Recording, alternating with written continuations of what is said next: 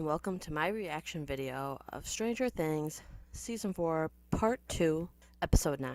The final episode. Let's get to it. I love how they're constantly in the show not watching the people that need to be watched. At least they have a real specific plan this time. Next phase until we've all copied.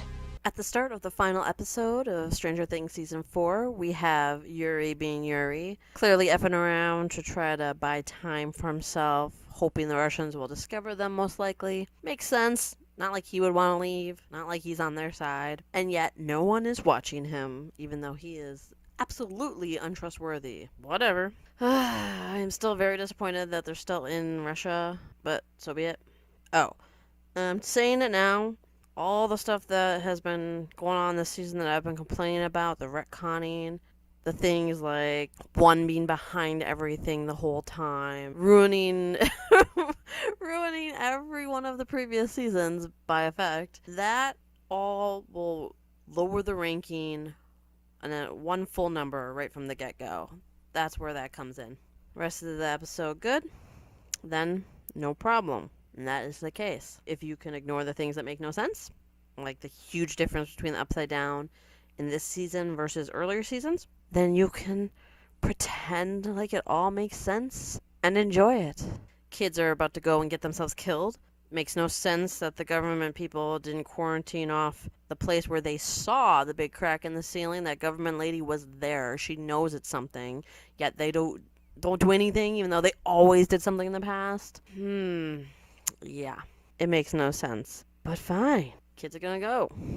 So the kids are gearing up and heading out, making their way into the Upside Down for the plan. Of course, the others then that aren't going in the Upside Down are going to the murder house or whatever that place is called, where Henry and his family lived when he was a psycho.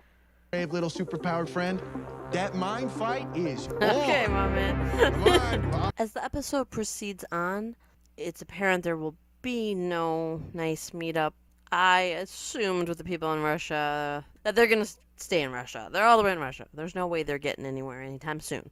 And crap's going down now. Not even the people, Mike, Jonathan, all those people. They are going to help from long distance. They have a psychic, so she is going to get into the mind. Mind battle. That should be fun. Piggybacking, hence the title of the episode. As far as I understood, there's just one Demogorgon. Why are they having so much trouble with it? They're not that tough. This hive mind stuff is really taking me off. It was not a thing before. It's now a thing everywhere. Everyone just somehow knows about it because the script says so. The closest we have to a hive mind is with the Mind Flayer, who had limited power over other things. That's it. And it wasn't all over. It was in a limited space, presumably wherever the Mind Flayer was chilling in the Upside Down. Now they're making it sound like Russia, America, doesn't matter. If a gate's open, everything's connected. Everything can somehow sense it from all the way across the world. And it's all connected, so if we hurt this thing, it'll hurt that thing. That's not how it ever worked. When they were fighting Demogorgons, it didn't affect all the other Demogorgons. It makes no sense. I like sense. Sure is frustrating to be watching. The group, the reason why I'm getting irritated is, okay, back in Russia, we've got the group with Joyce and them, and they're going back to the prison to hurt the Demogorgon because that'll somehow hurt whatever 11 is fighting, which they don't even know about. Oh, well, they know that's right, they know the gate is open. So they figure, well, everyone back home will have to deal with it. Let's help, I guess. I would pray that something would happen to him. Wow. You're a terrible person. And I've tried to forgive myself. You can't forgive yourself. That's not how that works. The plan has started with the group that includes Max and Lucas and most of the people from Hawkins that are in Hawkins yet. The plan is essentially this. Max and Lucas are in the house. She's talking to Vecna, or whatever they're calling him now, in the hopes to distract him. And then the others went into the Upside Down. The older kids are going to sneak into... Well, not all the older kids. Okay, Steve, Robin, and Nancy are going to sneak into the house in the Upside Down version to... I just remembered the weird time thing where they found Nancy's house and it was in the past. That was never explained, and it has no effect on anything whatsoever except that she just didn't have guns at the time. Now I'm wondering why they bothered to have that when it changed nothing. Anyway, so those three are going to sneak into the house and kill the shit out of the actual creature person. Well, he's not a creature, he's a human now. That's right, a human was behind everything. Way to ruin all the other seasons. The whole point of the Upside Down was it was something foreign and new and different that had existed all along with our world, and we just never knew it. We could never see it until we could. But now it's just, oh yeah, some human dude got in there and he's a bad guy and he's the one who's been causing all the trouble in our world. Ugh, way to make a cool concept of the Upside Down just utterly dumb now. I keep digressing. I'm going to focus. The other two, Dustin and Eddie, are going to then be the distraction for the bats. Get them away from the house so that those three can get in. So, two different distractions. Distract the main guy, distract the bat things, and then the attack. That's their plan. It's obviously not going to work because this guy isn't that stupid, but whatever. In the house, Lucas and Max have a nice moment, we'll call it, where they have plans. They're going to go see a movie on Friday together, but that spells relationship doom. There's been a really heavy focus on relationships. Not like last season where they wouldn't stop showing on people macking on each other, but more this season where they wouldn't stop talking about it and mentioning it. It was very heavy-handed. So I'm sure nothing bad will happen to Max. I'm sure it'll be fine. Totally fine. I'm gonna get you with our little razor sharp mouth.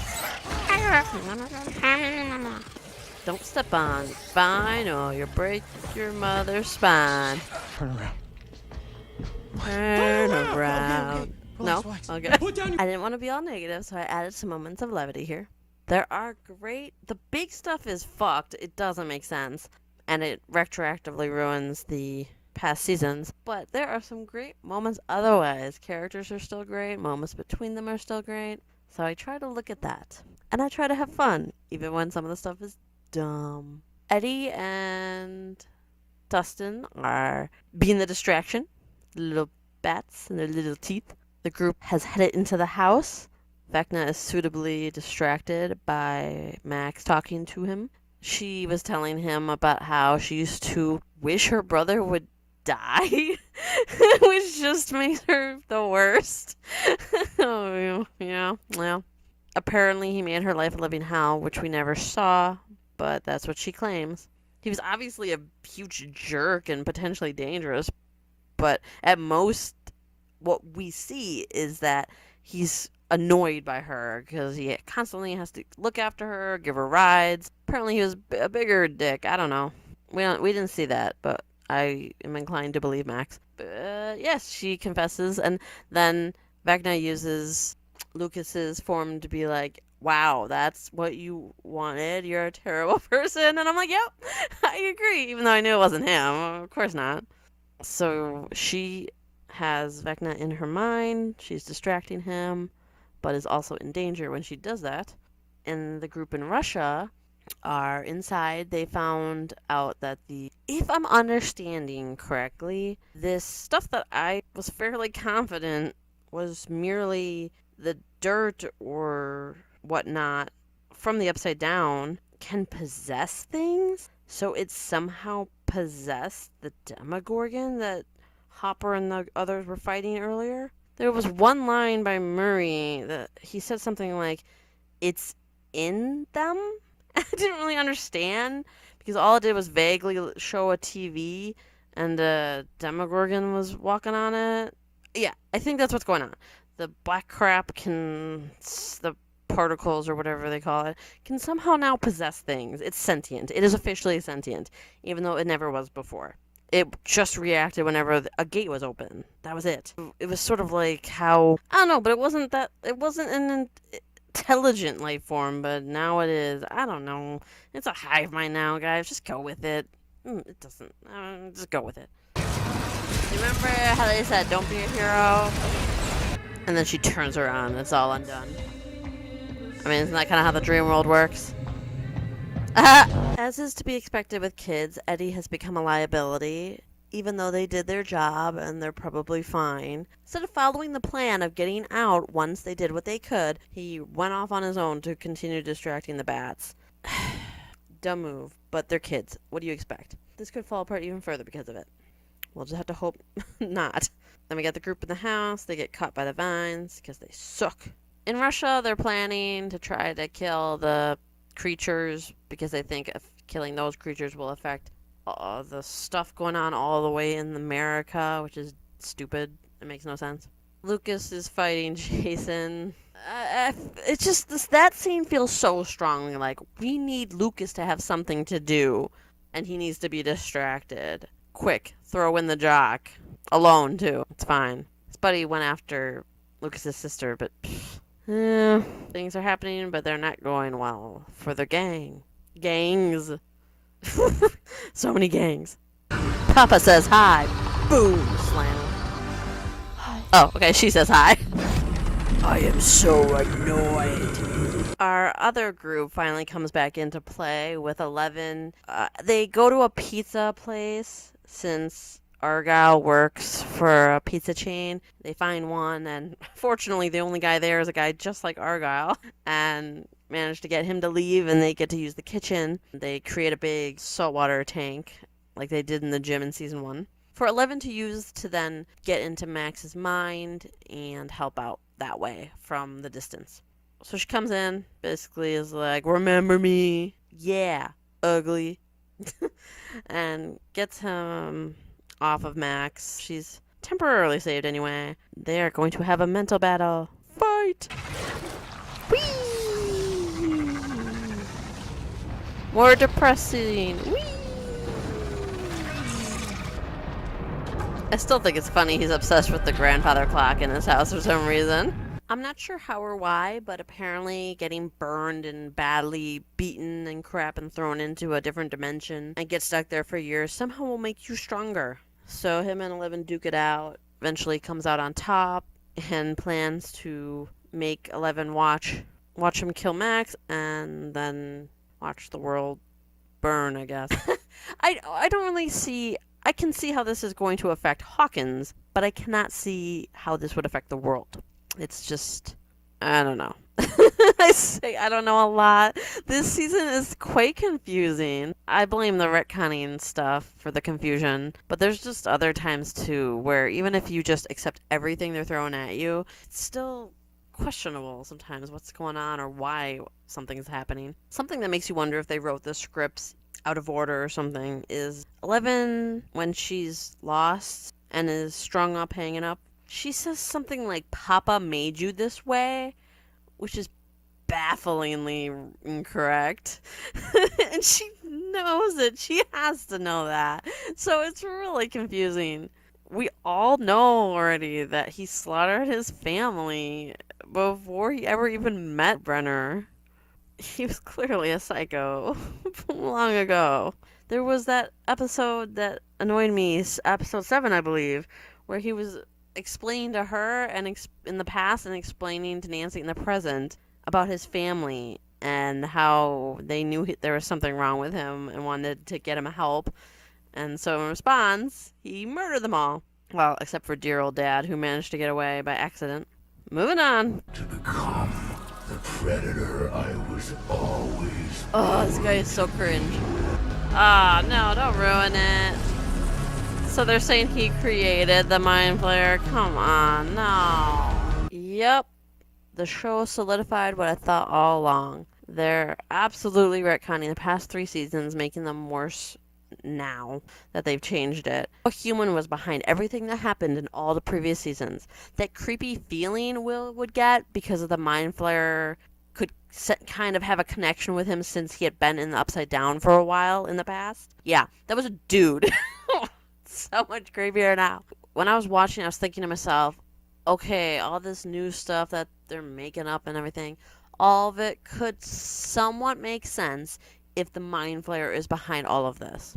So the Mind Flayer is sort of, because this guy is behind the Mind Flayer.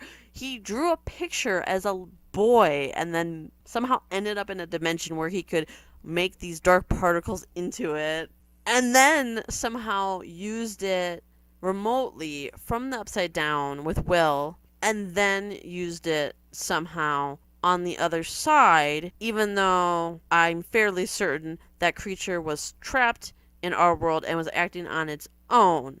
But now they're saying it was him too. He's behind everything. He created everything. It's all Eleven's fault because she accidentally opened a gate twice. Once to put him in it, which they retconned into existence, and then the second time, which was really the first time in the first season, when she was spying on Russians. But that's now the second time with all the retconning. And that gave him access to our world again, somehow. It's fine. This does have rewatchability. There are great character things in this that I really like. And moments even with the story when it doesn't retcon. Basically, I feel like I could rewatch the show if I could just skip all of the past stuff with the lab and all that. I might have to skip a little more than that, but there are still good stuff in this. This isn't like season 3 where I probably will never go back and watch season 3 again. We're nearing the end of this very, very long episode. No!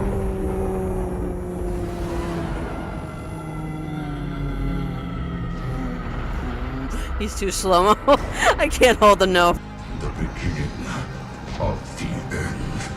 Ah, he's so cliche! I really like how they end the upside down part in Max's mind. Not with what happens to Max. Unfortunately, she is killed, or at least horribly mangled, as far as we saw with her wrists and ankles snapping. Her eyes are all effed up. But it's a really cool moment when 11 gets the upper hand again, because Mike talks to her, gives her encouragement, saying how much she means to him, that he loves her and all that. And the music comes back in from that one song that Max likes, and all the stuff is disappearing. His warped version of his house with the clock and the staircase, the door, all just vanishes into this red cloudy stuff. It looks really cool. It's definitely a well done scene. And it feels really epic as the three in the house take down the physical form of Vecna, Henry, whatever we're calling this guy. But all of that gets completely undone because then seconds later they go outside and oh no, he's gone. He's still alive to the shock of no one. Oh no. Because the problem with this, we all know he can't die in the first place. Long before they even went in to do this final battle type deal, since we know there's a 5th and final season. And not just that, but you made him responsible for everything in the previous 3 seasons, which means you clearly want this guy to be in all 5 seasons. Absolute shit character, absolute shit idea. Disappointed. There's definitely ways they could have done this that could have worked, but they didn't. And I know I might be in the minority. Let me know in the comments what you liked about it, or if what you didn't like, anything like that. I want to hear from you. This is just my opinion. It's not for me. I did not like it.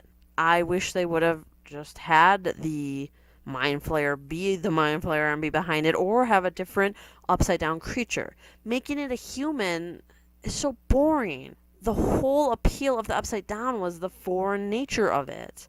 By making it just a guy, cliche lines and all, very disappointing. Doesn't make it a bad show.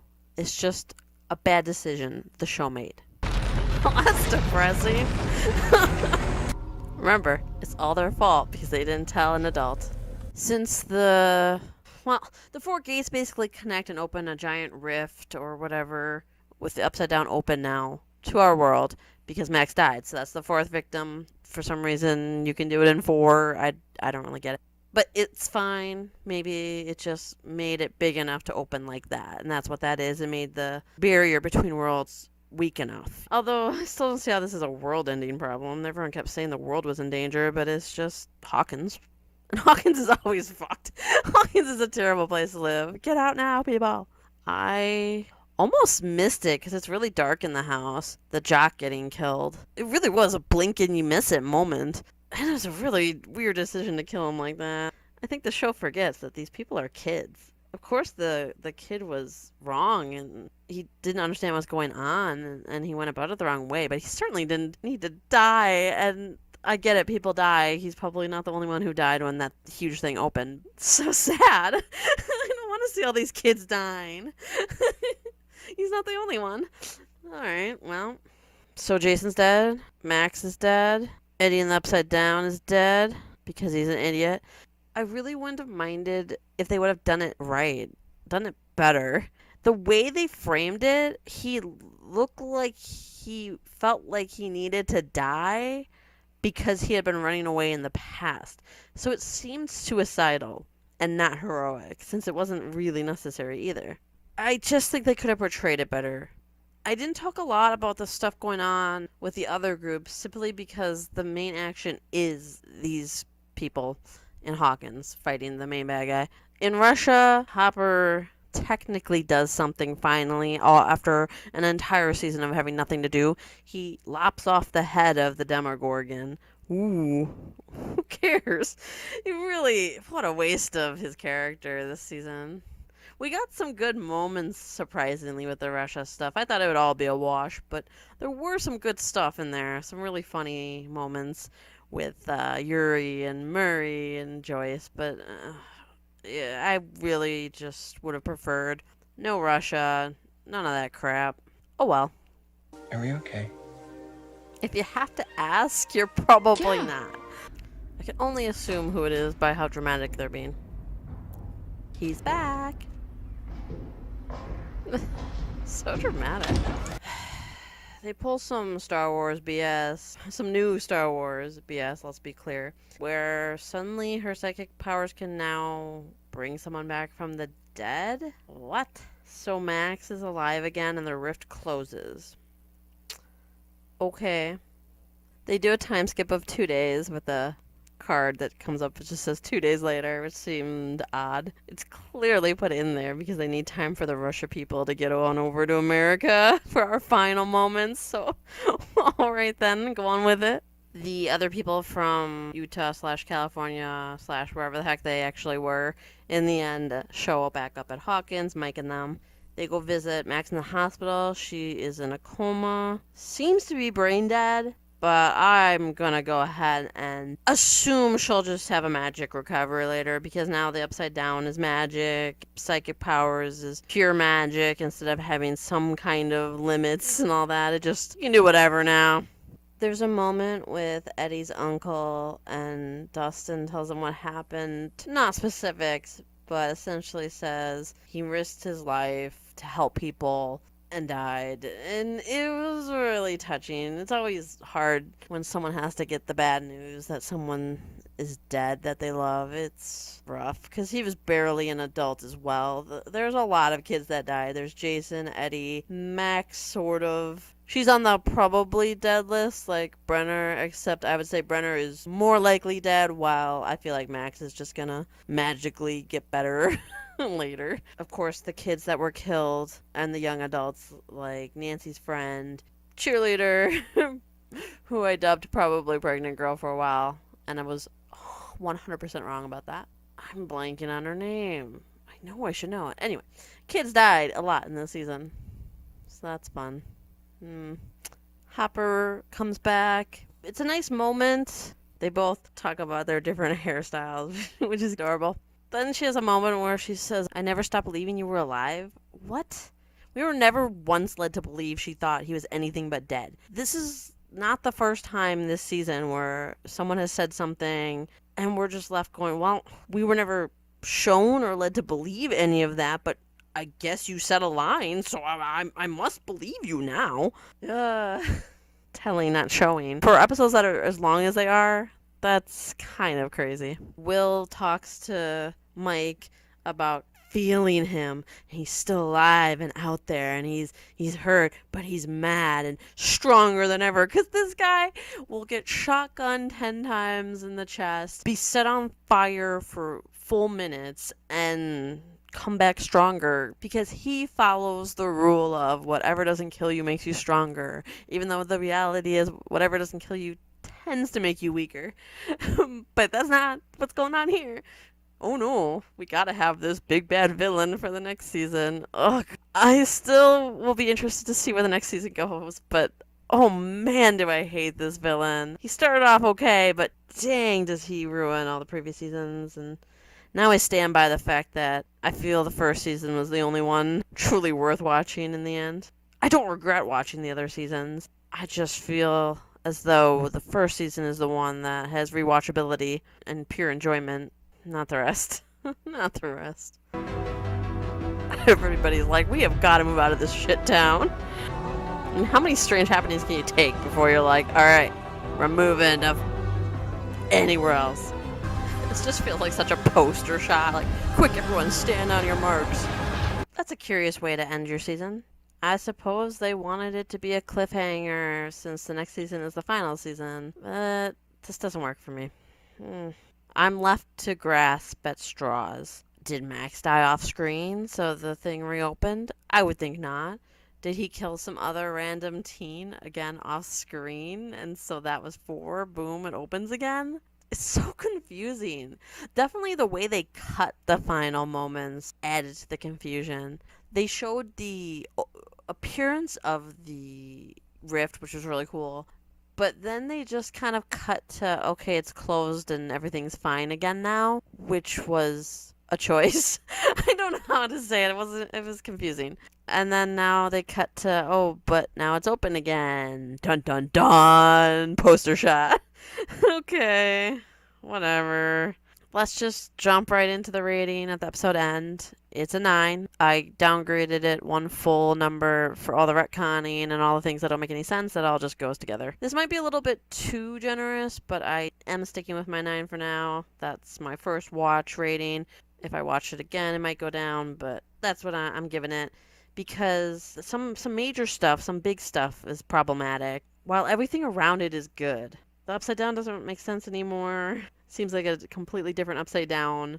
The bad guy, since it's a human and is behind everything now, it's boring. It's a shame they ruined the Mind Flayer by saying he created it with his mind. Presuming then that he controlled it with his mind powers too?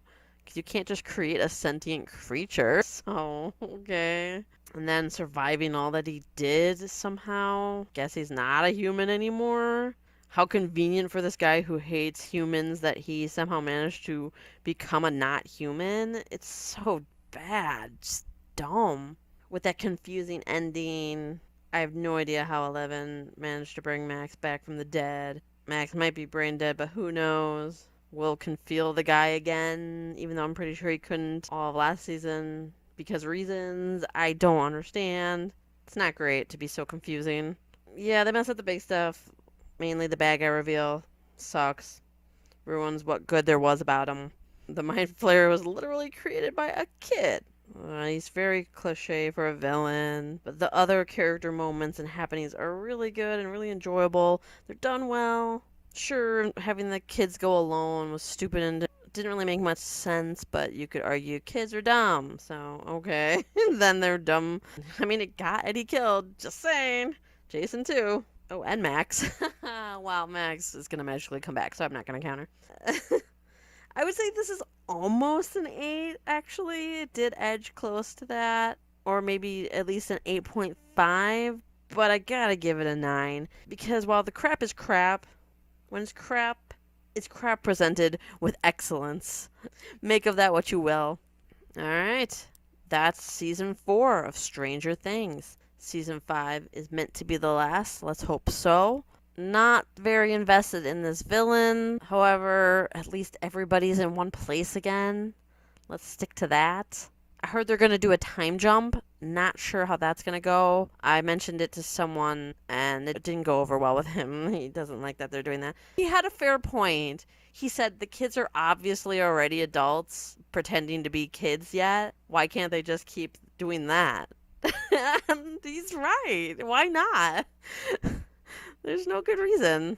You don't need to do a time jump. Not a fan only because they always do a little bit of a time gap. So that shouldn't be the biggest deal, depending on how they do it. If they do it like they did with previous seasons, that'd be fine. But it sounds to me like the fact that they brought it up, that this is going to be a much bigger time gap. That's where I'm kind of becoming questionable, but how well that's going to work. It'll be interesting to see what the situation is when we get back to all of our characters. We'll have to see what other product placements are in this last season as well. This season was peanut butter juice, and I think there was at least one more. What did you think of this episode? What did you think of the season overall? Let me know in the comments. Anything you want to say about it? I'd love to hear from you. Thank you for watching, and remember to stay entertained.